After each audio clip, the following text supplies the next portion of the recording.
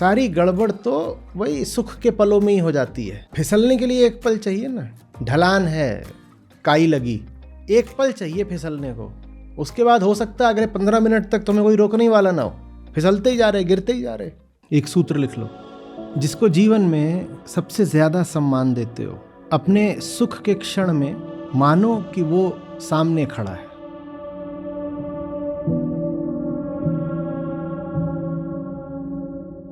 प्रणाम आचार्य जी। हाँ जी। आपसे अभी मैंने विवेकानंद जी के संघर्ष के ऊपर जो वृतांत सुना, ये ये सुनकर के काफी बुरा लगा कि जिस तरह से उस समय पे उनके संघर्ष के दौरान काफी उनको समस्याओं का सामना करना पड़ा और काफी चुनौतियों का सामना करना पड़ा, स्पेशली धन के को लेकर के। उसी तरीके की समस्याओं का आज के समय में भी, जिस तरह से हम एक मिशन की तरह चल रहे हैं, संस्था जिस तरह से काम कर रही है, तो हमें भी कई सारी समस्याओं का सामना करना पड़ता है। आचार्य जी, मैंने ये महसूस किया है बचपन से लेकर के बड़े होने तक हमें सिर्फ पैसों के महत्व के बारे में बताया गया है भारत के समाज में। और आचार्य जी, आज मैं नौकरी कर रहा हूँ, पैसा कमा रहा हूँ, तो जीवन में पैसों के महत्व को इतना बताया गया है कि जीवन सिर्फ पैसे कमाते रहने के लिए है, और पैसा जो लालच है ये मन में छाया हुआ है, ये बना रहता है, और इससे बाहर निकलने की कोशिश करता हूँ, कम करने की कोशिश करता हूँ, लेकिन ये कम होने का नाम नहीं लेता है। तो जिस तरह से जीवन जा रहा है आचार्य जी, इस दिशा में किस तरह से हम लालच को कम कर सकते हैं? कृपया इस दिशा में मार्गदर्शन करें। नहीं, ये मैं ले लेता हूँ प्रश्न, हालांकि ये स्वामी जी से संबंधित है नहीं, पर ठीक है, ले लेता हूँ। लालच कम कैसे करोगे? भोग के पल में भोग के विषय को देख लो ना, जो उससे चाहते थे मिला है क्या? जो उससे चाह रहे थे वो मिला है क्या?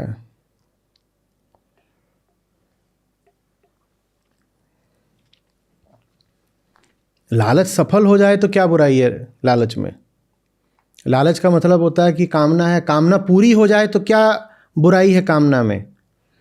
दिक्कत ये है कि आप जिस विषय का लालच कर रहे हो आपको मिल भी जाता है, तो उससे वो थोड़ी मिलता है जो आपको चाहिए था उससे। तो जब उस विषय को भोग रहे हो तो होश कायम रखो, पूछो इससे क्या मिल रहा है, उसी वक्त पूछो। ये विषय ले आया, इसके दाम चुका दिए, श्रम कर लिया, वगैरह वगैरह वगैरह, मिल क्या रहा है इससे? ये पूछना होता है।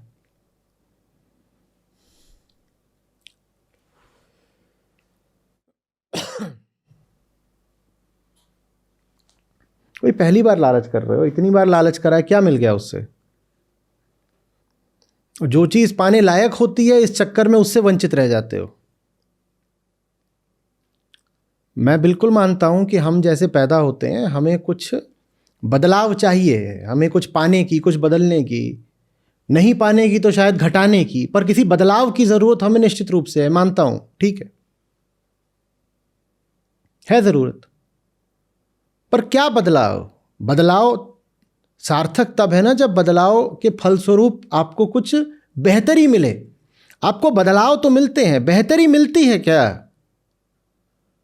आप बदलते रहते हो बहुत कुछ, उससे पाते क्या हो? इतना दौड़ते हो, इतना हाँफते हो, इतना झींकते हो, इतना खर्चते हो, इतना झुकते हो, इतना दबते हो, ये सब करके पाते क्या हो, ये बताओ ना। पर जिस क्षण में बिक रहे होते हो, झुक रहे होते हो, दब रहे होते हो, फूक रहे होते हो, उस क्षण में ये पूछना ही भूल जाते हो कि इससे मुझे क्या मिल रहा है। बस लगता है झुकना है, दबना है, बिकना है, भागना है, दौड़ना है। उसे मिल क्या रहा है ये थोड़ी याद ही नहीं रहता ये सवाल पूछना, इससे मुझे मिला क्या, ये पूछ ही नहीं पाते। बह जाते हो बस, जैसे आदमी बिल्कुल कोई कहीं तेज संगीत बह रहा हो और बह गया हो। कहीं देखा है? कहीं आप चले जाओ वहाँ पे बीट्स वाला म्यूजिक होता है तो आपके पाँव थिरकने लग जाते हैं, आपको पता कुछ नहीं, थिरकने लग गए, वैसे ही हम बह जाते हैं। या कहीं चले गए और वहाँ पर चटपटे खाने की खुशबू तैर रही है हवा में, तो अपने आप लार बहने लग जाती है। पेवलोव का कंडीशनिंग का पूरा प्रयोग ही यही था कि खुशबू आई नहीं कि लार बही, बस ये है कि वो प्रयोग कुत्तों पर था, फिर इंसानों पर भी लागू हो गया।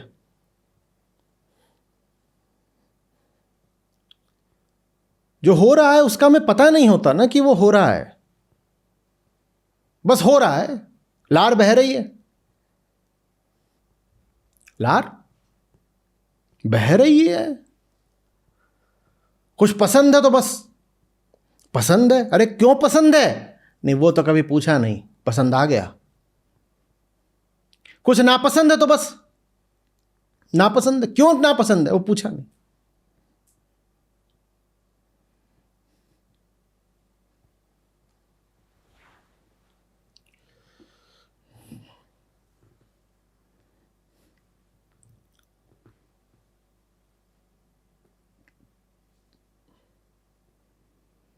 मनुष्य को पशु से अलग बनाता है विचार। विचार, और हमारा आशय यहाँ पर भटकते बहकते विचार से नहीं है। यहाँ पे हमारा आशय जिज्ञासु विचार से, विचार जो जानना चाहता है, विचार जो बेहतर होना चाहता है, विचार जिसमें ज्ञान की भूख है। आप विचार नहीं करते, आप बस बहते हो, आप मानते हो।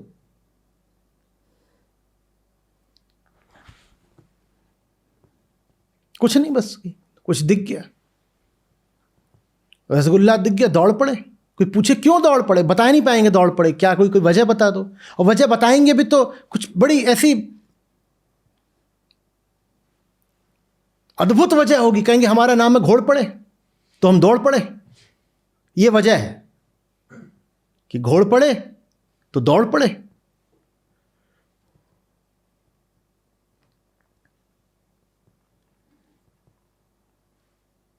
ऐसे कि जैसे हम पूछे भाई क्या कर रहे हो, कभी घुसते हो कभी भागते हो, काहे आवत काहे जावत, तो बोले क्योंकि हम संजय रावत। ये कोई जवाब है? काहे आवत काहे जावत, काहे कि हम रावत, ये कोई जवाब है? ऐसे हमारे कारण होते हैं।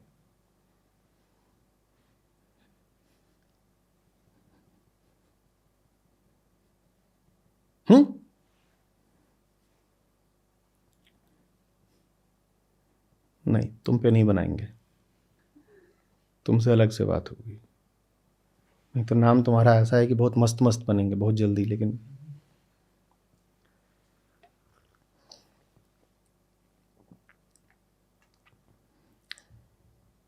आपने आज तक जो भी कुछ करा, आपको पता है क्यों करा है? लालच सुन के तो ऐसा लगता है जैसे हमने अपने अंधेपन को गरिमा दे दी हो। मुझे फलानी चीज़ का लालच है, इसमें यह भाव निहित है कि मैं उस चीज़ को जानता हूं। हमें लालच वगैरह भी नहीं होता, हम बस दौड़ पड़े। लालच तो फिर भी शब्द थोड़ी गरिमा रखता है, हमें लालच वगैरह भी नहीं होता, हम बस। आपने ज़िंदगी में जो भी काम करे हैं छोटे बड़े, बताओ क्यों करें? जब आप कहते हो आपको लालच है, आपको लालच भी नहीं है, एक बेहोश बहाव है बस। लालच भी रजोगुण से संबंधित होता है मेरी भाई। लालच का राजसिकता से संबंध होता है। हम ज्यादातर लोग तामसिक आदमी हैं, हमें लालच भी नहीं होता, हम बस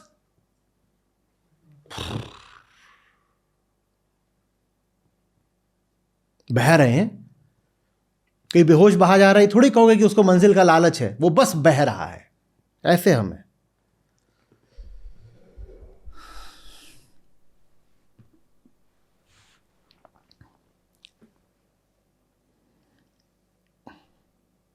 अच्छा एक बात बताओ, जन्मदिन आ रहा है, जन्मदिन क्यों मना रहे हो अपना? बताओ बताओ क्यों मना रहे हो? बताओ ना क्यों मना रहे हो? सब मनाते हैं।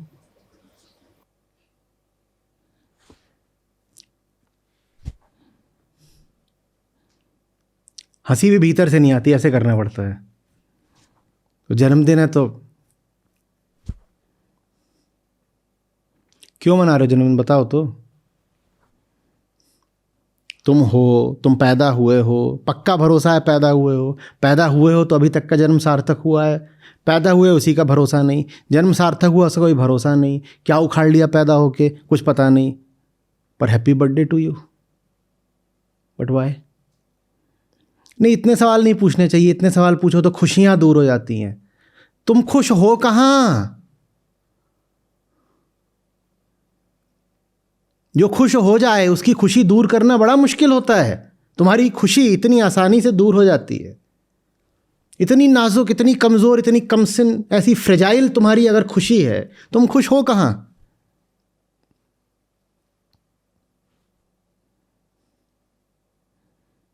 जो विचार न करे वो पशु है।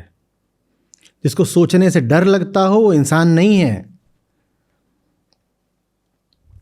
और साधारण संस्कृति को तो छोड़ो, धर्म के क्षेत्र में और ज्यादा ये रिवाज बन गया है कि सोचना मत। उन्हें कोई विचारक मिल जाए तो उससे कहते हैं, अरे असली चीज तो बुद्धि और तर्क और विचार से आगे की है। तो माने जो बुद्धि और तर्क और विचार नहीं कर सकता वो सबसे आगे का हो गया। माने गधा सबसे आगे का है। ये जितने लोग अपनी मूर्खताओं में झूम रहे होते हैं धर्म के नाम पर, इनसे जाके दो चार ढंग की बातें करो तो ये ऐसे करेंगे, अरे आप समझे नहीं, अभी तो आप तर्क और बुद्धि और विचार और शब्द में ही उलझे हुए हैं। जो असली बात है वो तो बुद्धि, विचार, तर्क, शब्द, इनके आगे की है।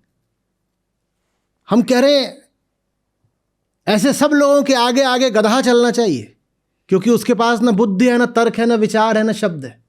वही सबसे आगे का हुआ। फिर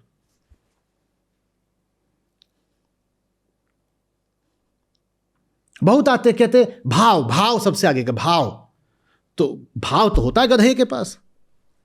गधे के सामने गधही लाओ, फिर देखो उसका भाव, ये दो लत्ती झाड़ेगा।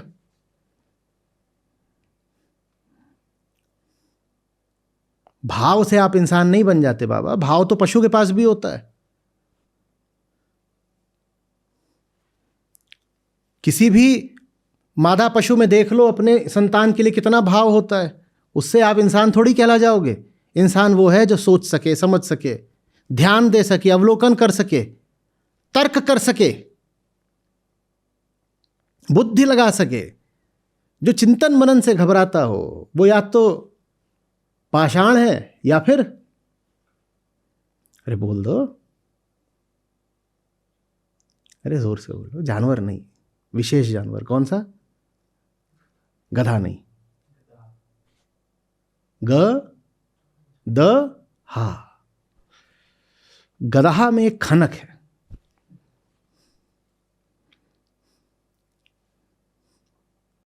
नमस्ते सर। बोलिए बोलिए। सबसे पहले थैंक यू सर कि आप मुझे मिले और होश आया मेरे जीवन में, क्योंकि मैं जितना देखा है मैंने, होश तो आता नहीं है। मैंने खुद महसूस किया है कि मैं होश में आया हूँ जब तो बेहोशी बहुत तेज़ी से टूट पड़ी है मेरे ऊपर और मैं उतना ही दूर हो गया हूँ। तो मैंने आज कुछ समय से ये महसूस करा हूँ लगातार मेरे जीवन में। मैं शुरुआत में जब आपसे जुड़ा था एक नई उमंग थी कि जैसे आज कुछ समझ में आ रहा है, फिर एक क्षण आया और अभी एक कि मैं बिल्कुल दूर होता चला जा रहा हूँ। और कभी कभी बहुत दुख भी होता है, परंतु उस पल में याद नहीं रहता मेरे को और मैं बिल्कुल बहक सा जाता हूँ और बाद में लगता है कि मैं क्यों भटक गया, कहाँ चला जा रहा हूँ। तो समाधान कीजिए सर। नहीं, जो बाद में लगता है उसी पल लगे और कोई बात नहीं है। बेहोशी को जानना ही होश है और बेहोशी को तभी जानोगे जब बेहोशी है। आप ये नहीं कर सकते कि जब बेहोशी है तब बेहोशी का सुख ले लो और जब बेहोशी का सुख बीत जाए तब आप कहो मुझे बोध का आनंद भी लेना है। हम बहुत चालाक लोग हैं ना। रात में जब पार्टी है तो क्या लेना है? पार्टी का मजा, और सुबह उठ करके एक मोरल पायसनेस का भी प्लेजर लेना है। सुबह उठ के क्या बोलना है, अरे यार ये पार्टी वार्टी ना, ये सब बेकार चीज होती है, इसमें कुछ रखा नहीं है। मैं आपको गीता का श्लोक बताता हूं, ये पार्टी वाला में कुछ रखा नहीं है। तुम बेटा दोनों हाथों मौज मार रहे हो, और तुम अपनी उस बेईमान मौज में मुझे भी भागीदार बना रहे हो। तुम्हें ये जो इतनी शानदार अक्ल आई, ये रात में पार्टी में काहे ना आई? तो रात में क्या लिया? पार्टी का सुख।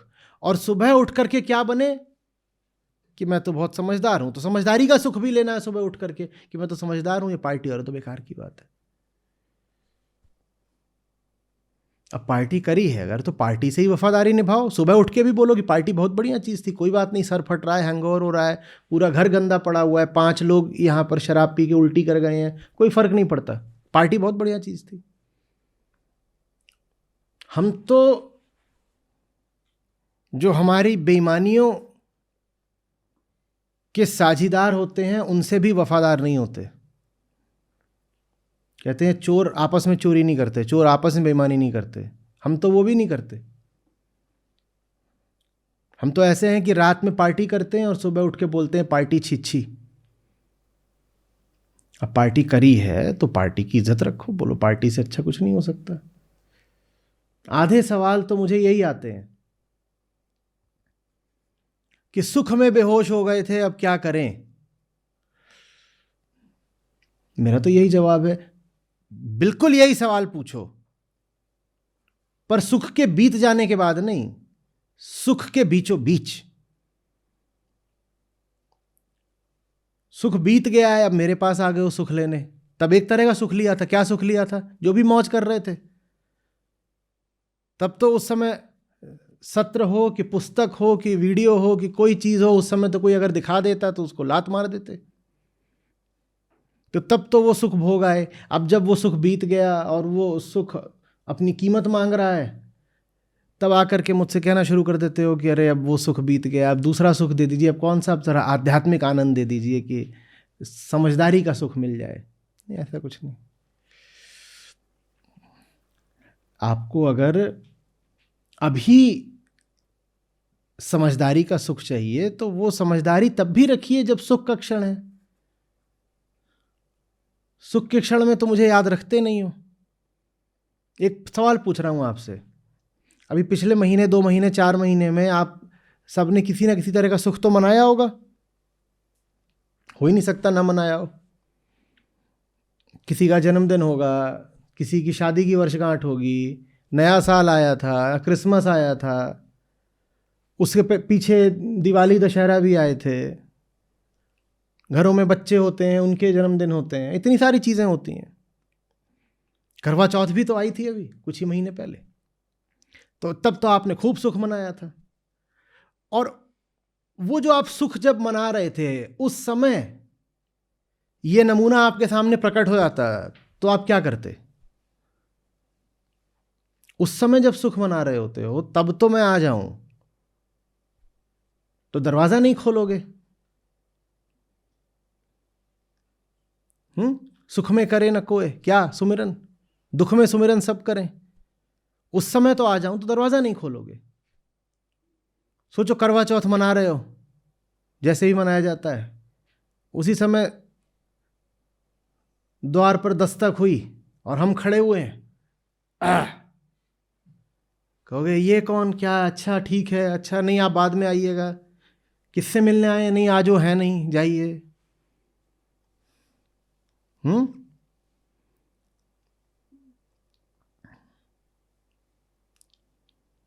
जैसे वो नशा बीत जाने के बाद प्रश्न पूछने आते हो, वैसे ही ईमानदारी की बात यह है कि नशे के दौर में भी सवाल पूछा करो। अगर मुझे अपने दुख में शामिल करना है तो मुझे पहले अपने सुख में शामिल करो। दिक्कत यह है कि सुख में शामिल करोगे तो सुख की आफत हो जाएगी। सुख की तो बेटा आफत हो जाएगी, पर फिर सुख के बाद जो दुख पाते हो ना उससे भी बच जाओगे। इसलिए कह रहा हूं अपने सुखों में सत्य को शामिल कर लो। सत्य सुख का जहर निकाल लेता है। सत्य सुख को फिर अद्वैत सुख बना देता है। अद्वैत सुख क्या होता है कि अब सुख के बाद दुख नहीं आएगा। हम अपने सुख से सत्य को बहिष्कृत कर देते हैं। जहां सुख होता है वहां हम सत्य को घर निकाला, देश निकाला दे देते हैं। तो अभी ये सवाल पूछने से बहुत लाभ नहीं है। अभी तो तुम बस कीमत चुका रहे हो वो नशों की और सुखों की जो तुमने भोगे हैं। अगली बार जब सुख आए, उस सुख के बीचों बीच सत्य का स्मरण रखना। हम सुख का अपमान करने को नहीं कह रहे, हम सुख को भगाने को नहीं कह रहे। हम तो कह रहे हैं सुख जब आए तो होश कायम रखना। सुख जब आए, मजे ले रहे हो, उस समय होश कायम रखना ना। और कोई तुम्हारे जीवन में अगर सत्य का, होश का प्रतिनिधि हो तो उसकी तस्वीर अपनी आंखों के सामने उस पल रखा करो जब सुख और नशा तुमको बहाए लिए जा रहे हो। ठीक तब जब सुख बहाए लिए जा रहा हो, किसी की तस्वीर देख लिया करो, उसकी आंखों में झांक लिया करो। तब तो करोगे नहीं, तब तो तस्वीर होगी भी तो उसको पलट दोगे। तो सुख पलट दिया तो फिर उसके बाद कुछ नहीं हो सकता। ये जीवन का नियम है। माल भोगा है तो कीमत चुकानी पड़ेगी। ये नहीं हो सकता कि जाके छक्के खा पी लिया, बिल आया है तो खड़े हो गए हो कि इतना बिल आ गया, अब क्या करें क्या करें, क्या चुकाओ। जब खा पी रहे थे तब बुद्धि कहाँ थी।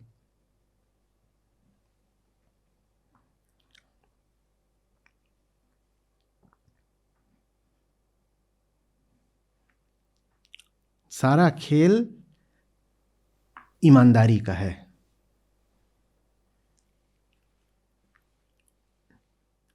अपना चुनाव होता है। हमें सब पता होता है कि अब हम बेईमानी को चुन रहे हैं, अब हम बेईमानी का वर्ण कर रहे हैं। कोई ऐसा नहीं होता जो धोखे से बेईमान हो जाए। कोई ऐसा नहीं होता जो धोखे से, सिर्फ संयोग से गलत रास्ता पकड़ ले। गलत रास्ता संयोग से नहीं पकड़ा जाता, गलत रास्ता बेईमानी में चुना जाता है। और जब तुम बेईमानी में जानते बूझते गलत रास्ते चुन रहे हो तो उसमें कोई तुम्हारी सहायता कैसे करेगा। उसमें तो तुम्हारी सहायता तुम्हें यही बता के की जा सकती है कि तुम्हारे साथ धोखे से कुछ नहीं हुआ है, जो किया है तुमने स्वयं किया है, खुद किया है, चयन किया है। तो अगली बार जब चयन की बारी आए तो सत्य को याद कर लेना। अपने सुख को सत्य की कसौटी पर कसो। अपने सुख के क्षणों में भी होश कायम रखो।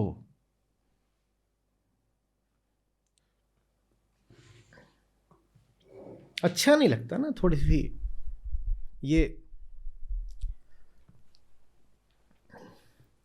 व्यवहार में भी बात अमर्यादित सी लगती है कि जब तो बढ़िया पार्टी चल रही थी,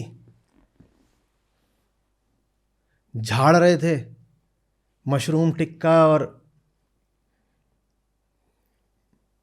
टोफू रोल। और गुलशन क्या क्या झाड़ा हुआ अभी तो 4 दिन में?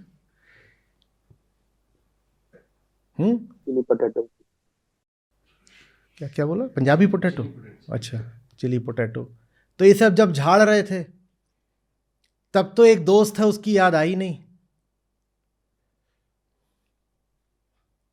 तब तो कुछ नहीं, तब तो अकेले अकेले झाड़ गए, सारी मौज ले ली। अब हाय हाय हो रही है,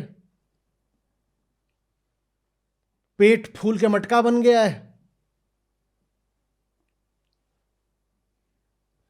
सीने में जलन हो रही है, गला पकड़ लिया है। तब कह रहे हो अरे मेरे यार जरा दवा ले आ दे।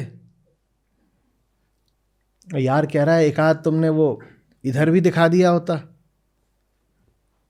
गोभी मंचूरियन, तो तुम्हारे पेट में नहीं जाता।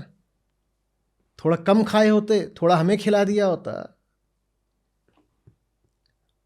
तो इतना बड़ा पटका मटका जैसा नहीं पेट फूलता।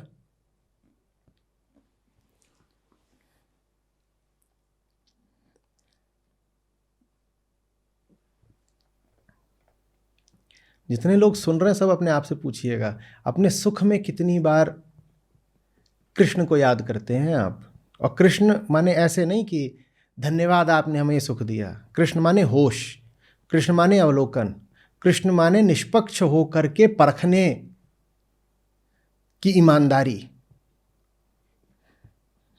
अपने सुख में कितनी बार आप निष्पक्ष होकर के परखते हो कि ये क्या हो रहा है? चैतन्य हो करके देखते हो कि यथार्थ क्या है? ये पूछिएगा। सारी गड़बड़ तो वही सुख के पलों में ही हो जाती है।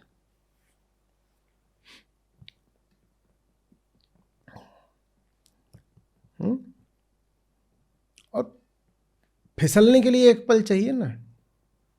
ढलान है, काई लगी, एक पल चाहिए फिसलने को। उसके बाद हो सकता है अगले 15 मिनट तक तुम्हें कोई रोकने ही वाला ना हो, फिसलते ही जा रहे, गिरते ही जा रहे। उस एक पल में होश कायम रखना होता है। पर हमें तो जब सुख आता है तो हम सबसे पहले किसको लात मारते हैं? होश को। तू बाहर निकल। चिंतन मनन सब बिल्कुल स्थगित कर देते हैं। कहते हैं अभी तो मौज का पल आ गया है। भाई सोच क्यों रहा है इतना? देख भाई, सोचने का नहीं, मौज मारने का। और जहां सोचने का नहीं, मौज मारने का, फिर वहां फिर अगर मौज मारने की जगह पता नहीं क्या मारा है, तो फिर तो तुम अब अपना हाल खुद जानो, तुम्हारा मामला है।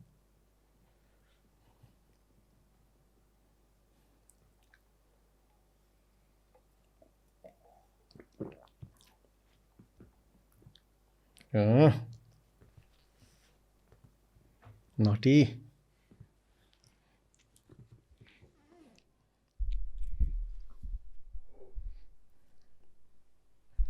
संस्कृति सी बन गई है ना। सुख तो उनसे छुपाने की बात है जो होश दे सकते हैं। तो जैसे घर में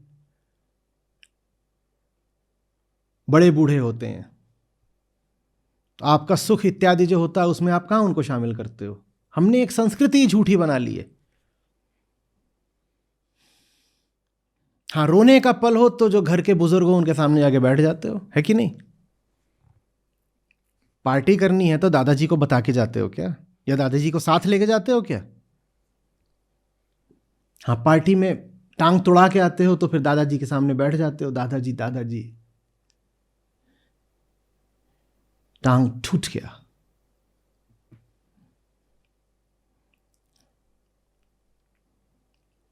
फरेब पाखंड है ना।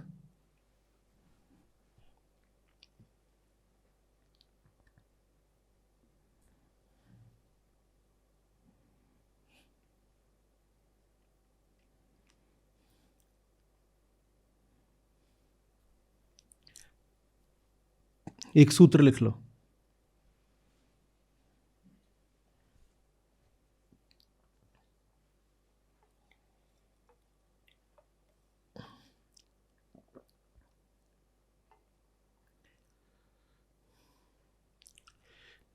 जिसको जीवन में सबसे ज्यादा सम्मान देते हो,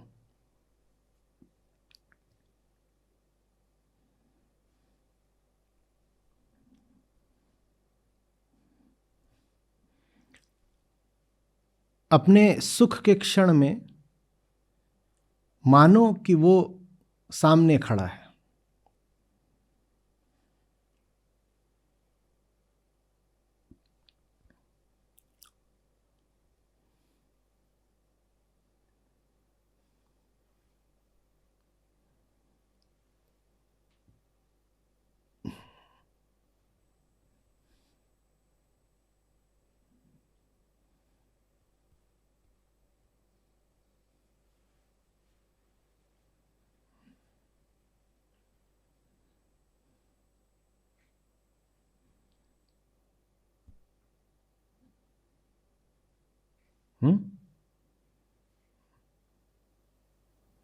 जो सम्मान आपने उसको दिया है ना, वो सम्मान अब आपके काम आ जाएगा।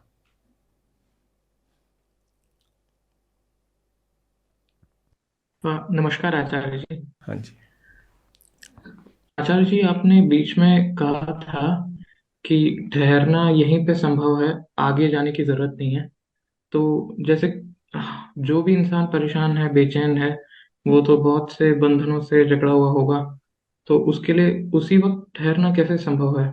उसके लिए तो मुक्ति बहुत आदर्श की, आइडियलिज्म की चीज है। वो तो आगे बहुत आगे जाके ही। आगे आगे आगे की आशा रखने में एक भारी झूठ होता है। आगे की आशा रखने में झूठ ये होता है कि बंधन इस जगह की और इस पल की देन है, और आगे जब जाऊंगा तो चूंकि जगह बदल जाएगी और पल बदल जाएगा तो बंधन नहीं रहेंगे। आप अभी आज बंधन में हैं और आप भविष्य से उम्मीद रखते हैं, ठीक है ना? भविष्य से जो आप उम्मीद रखते हैं उसके पीछे मान्यता, एजम्पशन क्या है? वो ये है कि अभी आप जहाँ हैं और जब हैं, आपके बंधनों का वास्ता आपकी परिस्थिति से है। आप कह रहे हैं इस पल का और इस जगह का रिश्ता है मेरे बंधनों से। आप कह रहे हो ये बंधन जो है वो तो इस पल की और इस जगह की देन है, तो जब मैं यहाँ से आगे बढ़ जाऊंगा तो बंधन नहीं रहेंगे, क्योंकि ये जगह बीत जाएगी, ये पल बीत जाएगा। ये आपका असम्पशन है ना? जी। हाँ, इस असम्पशन में बड़ी गड़बड़ है। उसमें गड़बड़ ये कि आप मान रहे हो कि बंधन कोई बाहर वाला आके दे रहा है आपको, कोई जगह दे रही है, कोई पल दे रहा है। बंधन इसलिए होते हैं क्योंकि आपने बंधन को पकड़ा होता है। बंधन से, ये बंधन है, ये मैं हूं, ठीक है? ये बंधन, ये मैं। हम सोचते हैं कि बंधन और मेरा रिश्ता ये है, बंधन और मेरा रिश्ता। तो आपकी मान्यता, आपकी अजम्पशन में किसने किसको पकड़ रखा है? बंधन ने आपको पकड़ रखा है। हाँ, यथार्थ ये है कि बंधन और आपका रिश्ता ये है। आपने बंधन को पकड़ रखा है स्वार्थवश। जहां बंधन है उसके पीछे आपका स्वार्थ है, झूठा स्वार्थ पर स्वार्थ। तो चूंकि आप ऐसे सोचते हो, आपको लगता है बंधन में बाहर वाला, आप कहते हो कि ये जो है ये इस देश, इस पल से आया है, मैं यहां से गुजर रहा था, यहां से ये निकल के आ गया, इसने मुझे पकड़ लिया, तो मैं जल्दी से आगे बढ़ जाऊं। आगे बढ़ जाऊं माने भविष्य में पहुंच जाऊं। तो मैं आगे जब बढ़ जाऊंगा तो वहां ये मौजूद नहीं रहेगा, क्योंकि ये कहां का है? वर्तमान। ये तो इधर का है बाबू, यहां का। कहते हो ये जो है ये बंधन माला यहां का है, और मैं जल्दी से भाग के यहाँ पहुँच जाता हूँ। कहाँ पहुँच जाता हूँ? यहाँ। और यहाँ पे बंधन नहीं रहेगा। कैसे नहीं रहेगा? यथार्थ ये है, आपने पकड़ रखा है। अगर आपने पकड़ रखा और आप यहाँ जाओगे तो यहाँ भी क्या करोगे आप यहाँ पर थे तो आपने यहाँ ऐसे पकड़ रखा था, आप आगे बढ़ जाओगे तो आप आगे ऐसे पकड़ लोगे। ये वाला नहीं पकड़ोगे तो कोई और पकड़ लोगे। पकड़ना तो आपको है ही। आगे बढ़ने से बंधन थोड़ी हट जाएगा, क्योंकि बंधन तो आपका चुनाव है ना। आप हो, आपका चुनाव वही रहेगा जो अभी है। इसलिए समझाने वालों ने कहा है कि जिन्हें मुक्त होना होता है, वो भविष्य की ओर बहुत उम्मीद से नहीं देखते। वो समझ जाते हैं कि उनकी दुर्गति का कारण वो खुद हैं, और जो काम आप कर रहे हो काल उसको नहीं पलट सकता। काल तो आपके सामने नए नए विषय लाता रहेगा बस। वृत्ति आपकी है, काल विषय बदलता रहेगा, लेकिन विषयों को पकड़ने की वृत्ति काल की नहीं है, वो किसकी है? आपकी है। तो वो जो पलट पलट के विषय आते रहेंगे, आप उनको क्या करते रहोगे? पकड़ते रहोगे। काल का ये पल है, वो ये विषय लेके आया, आपने उसको पकड़ लिया। काल का अगला पल अगला विषय लेके आएगा, आप उसको पकड़ लो, क्योंकि पकड़ने की आपकी वृत्ति थोड़ी काल बदल देगा। काल के हाथ में नहीं है, इतना अधिकार नहीं काल का कि वो आपकी वृत्ति ही बदल डाले। हाँ, काल इतना करता रहता है कि मन के पटल पर वो नए नए विषय उभारता रहता है। कभी ये विषय दिख रहा है, कभी वो विषय दिख रहा है, ये सब काल करता रहता है, पर आपकी वृत्ति आपकी है। हमेव कालम उपनिषद कहते हैं काल आपको नहीं बदल पाएगा। ना हम कालस्य, काल का अधिकार नहीं है आपके ऊपर, काल के नहीं हो आप, ना हम कालस्य। तो वक्त बदलता रहता है, इंसान वही रह जाता है। ये आपने देखा नहीं है क्या? बाकी सब बदल जाता है, बाल झड़ जाते हैं, दांत झड़ जाते हैं, खाल झड़ जाती है, सब बदल जाता है। उसका आवाज़ कांपने लगती है, पाँव कांपने लगते हैं, लेकिन जो भीतरी वृत्ति थी वो वैसी ही रहती है। तो पहले कुछ पकड़ता था, बुढ़ापे में कुछ और पकड़ता, पर पकड़ने की वृत्ति काल नहीं बदल पाता।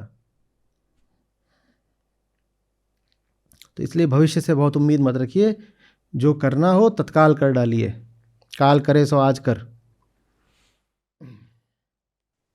आचार्य जी, और इसमें ठहरने का अर्थ ये है कि अपने बंधनों का अवलोकन करना। ठहरने का अर्थ ये नहीं है कि उद्घोषणा कर देना कि मैं मुक्त हूँ। उद्घोषणा करनी है नहीं करनी है वो आप जानिए, वो तो अब कोई सिद्धांत की बात नहीं है कि उद्घोषणा करी कि नहीं करी। ठहरने का मतलब है कि आंख बंद करे भागे जा रहे हो कि आगे सब अच्छा हो जाएगा, उससे कुछ नहीं मिलता। ठीक। ठीक, धन्यवाद जी।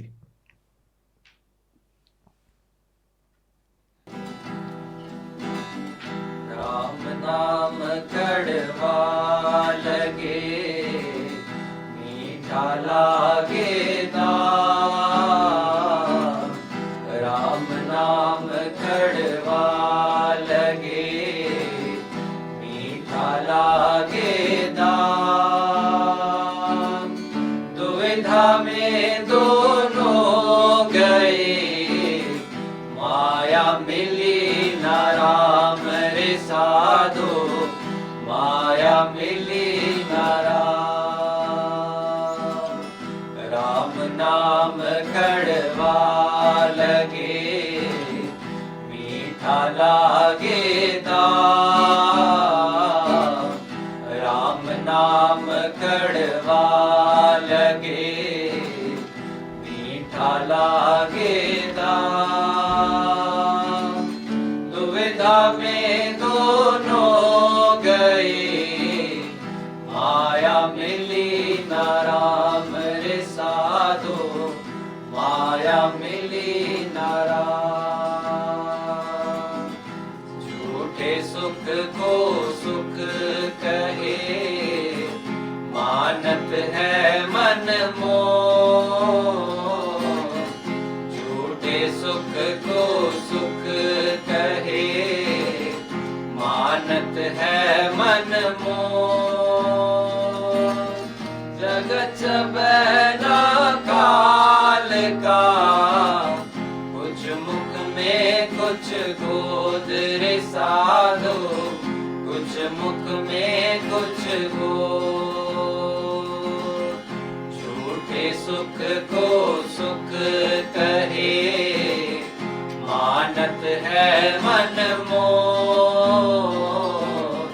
झूठे सुख को सुख कहे, मानत है मन मोह। जगत बना काल का, कुछ मुख में कुछ गोद रे साधो, कुछ मुख में कुछ गोद। मोटी माया सब तजे, जीनी तजी न जाय। मोटी माया सब तजे, जीनी तजी न जाय। पीर पैगंबर औलिया, जीनी सबको खाए रे साधो, जीनी सबको खाए। मोटी माया सब तजे, जीनी तजी न जाय। मोटी माया सब तजे, जीनी तजी न जाय। पीर पैगंबर औलिया, जीनी सब खाए रे साधु, चीनी सबको खाए। माया छोड़न सब कहे, माया छोड़ी न जाए। माया छोड़न सब कहे, माया छोड़ी न जाए। छोड़न की जो बात करूं, बहुत तमाचा खाए रे साधु, बहुत तमाचा खाए। माया छोड़न सब कहे, माया छोड़ी न जाए। माया छोड़न सब कहे, माया छोड़ी न जाए। छोड़न की जो बात करूं, बहुत तमाचा खाए रे साधु, बहुत तमाचा खाए।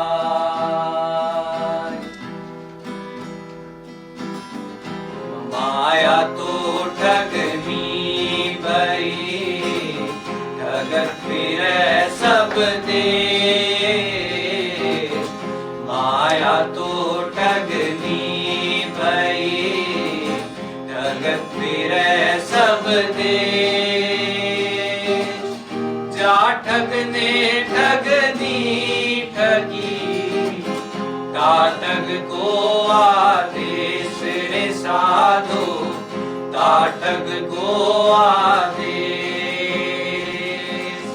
माया तो ठगनी भई, ठगत फिरे सब देश।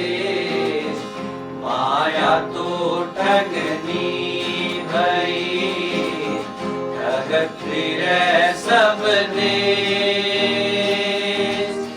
जा ठगने ठगनी ठगी, ता ठग को आदेश रे साधु, ता ठग को आदेश।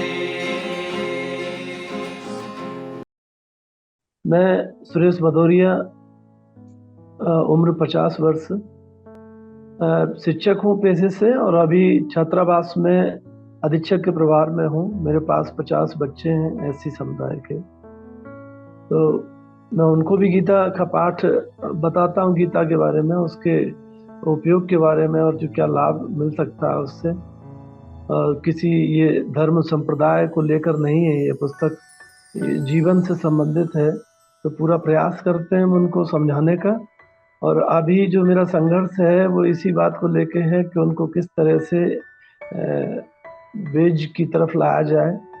जब गीता तुम्हें कुजात आजाद कहती है तो तुम्हें जात की बात पर ज़्यादा गौर नहीं करना है और कर्मों पर ध्यान देना है। कर्म ही तुम्हारे वर्ण को बनाएंगे, चेतना को ऊंचाई देंगे।